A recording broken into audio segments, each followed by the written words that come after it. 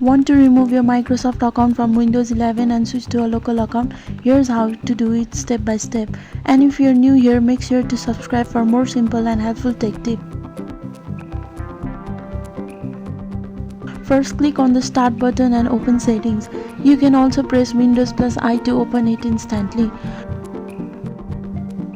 Now click on Accounts from the left sidebar, then select your info.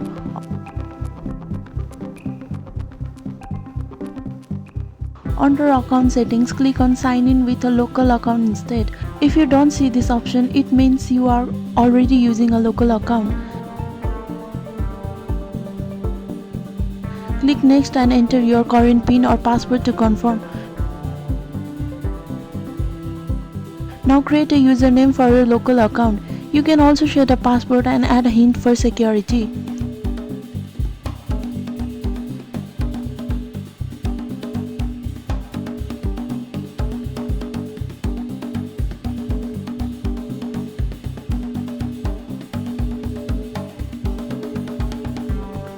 Once you're done, click Next, then click Sign Out and finish.